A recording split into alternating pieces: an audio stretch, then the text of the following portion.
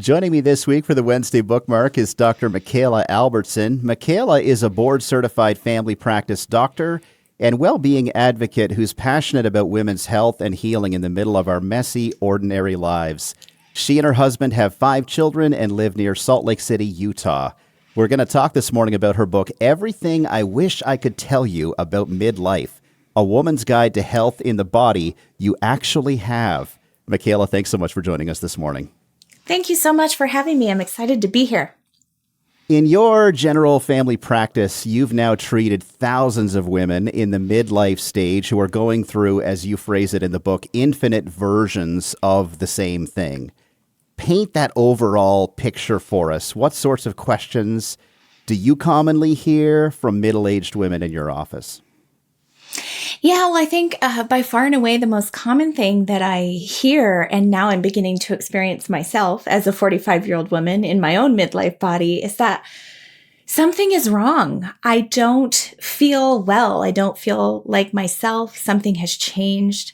I'm tired and I just can't really put my finger on what it is. And so often women are coming with really vague symptoms that could be related to life stress or things that are going on that could be related to hormonal changes that probably are a combination of all the things that are going on in midlife all at once. So it takes a little bit of time to sit down and visit together and tease it out. You share very vulnerably in chapter 4 how to move forward when life goes completely off the rails. At 24 years old, you ran face first into the reality that your husband was hooked on drugs and alcohol. How did you deal with that at the time? And looking back now, what did you learn from that whole experience? Yeah, I'm so grateful now to have that bit of distance and time between that. I will say that my husband is 15 years into recovery and is doing well, which is amazing. And I'm so grateful for that. And now I can look back and I can see what I've learned. So it was a time when we were both in medical school and residency. And I for some reason decided to push along and start a family as well. And so we had 2 young children during that time. And it's the place where I really learned about control, I think. Wow. And the things in my life that are in my control and the things that aren't. And it was a really hard and tough practice in detachment and learning to let go of things that I couldn't control. And I think that I've been able to move that forward into different areas of my life now. Things that are happening inside my midlife body, things that happen with my teenagers now. I've got close to 4 of them, one turning a teen very soon. And so I think we come upon those levels in our life that we have no control over. And so I sort of used that story and my experience with my husband those years when he was actively using to sort of talk about the midlife experience and the things that we can control and can't control there. And I think that's been really helpful for a lot of women. That's such a deep lesson. Let's talk about ADHD, adult ADHD. How is a middle-aged woman to know if she might, in actual fact, be struggling with the case of undiagnosed ADHD? Yeah, I think that's another one that comes up a lot. A lot of times women will come in and say, I used to be able to do all of these things and suddenly I can't. And I don't know if I'm just overwhelmed or if something else is going on. Again, it's sort of a difficult thing to really figure out. Is it that you're just carrying too many things? You have too much on your plate? Or is it in fact ADHD? And so I try in the book to really lay out the guidelines for what we use to diagnose ADHD. I think the big one that I'd like to talk about here is that we have to be able to look back and find that some of those symptoms were present by the age of 12. And so Typically what happens is we're really good at making accommodations and we've been able to sort of manage those symptoms until we reach a certain point. So sometimes that's motherhood, sometimes that's teenagers, sometimes it's like a promotion at work or something that sort of tips us over the edge where we just can't make those accommodations anymore. And that's where adult ADHD sort of rears its head in midlife. But then looking back, you're like, oh yeah, I have had those symptoms since I was a kid. I just could manage them okay.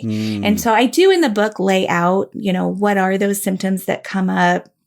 What are the guidelines we use to diagnose it?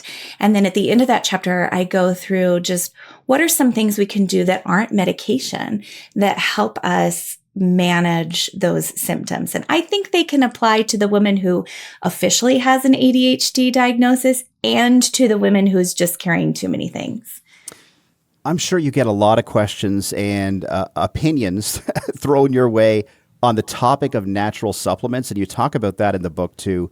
What is your view on which supplements, if any, that the average middle-aged woman should be taking? Yeah, well, I think up to this point, we've had a little bit of a lack of discussion about women's health in midlife. And there's been just a small amount of women's health research. And we're getting better about that now. We're talking about it more, which I love. But I think that the supplement industry is one of many marketing areas that have sort of realized that lack, and then they've jumped in to sell us things that help fix these problems, right? And so the supplement industry is a booming industry with lots of promises, and I wish that they would be true. I really do. I wish that we had the science for all of those promises, but sometimes the hype of those supplements and things sort of outpaces the science, and we've got to be careful about what we decide to use. So I'm very clear about in the book the supplements that I would recommend that I myself am taking. It's actually not very many. I think I talk about 4 in the book. So calcium for women in midlife, vitamin D, which helps us absorb that calcium. Fish oil, I think, is a great idea for women in midlife. We have the research there. And then fiber is very important. We can get that through our diet, but if we aren't able to get enough through our diet, then sometimes a supplement can be helpful. But that's really it. And I do like to say, if you want to take a supplement, I always recommend just a single ingredient supplement rather than one of those like all-in-one things that offers like ovary support or thyroid support or memory support. You say that depression can be increasingly common as well for women with age, perhaps due to the hormonal chaos of declining estrogen and such. Yes. What do you look for to make a diagnosis of depression? Yeah, I think we throw around terms like depression and anxiety quite a bit, right? We'll just say like, oh, I feel depressed, or oh, I have anxiety.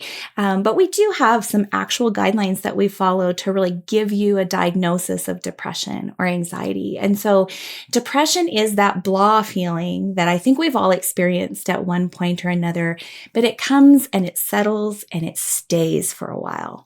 And so we don't have it one day and then it's kind of okay the next day, or maybe it follows our cycle or something. It's that blah feeling that comes and stays, and it really starts to interfere with our daily activities.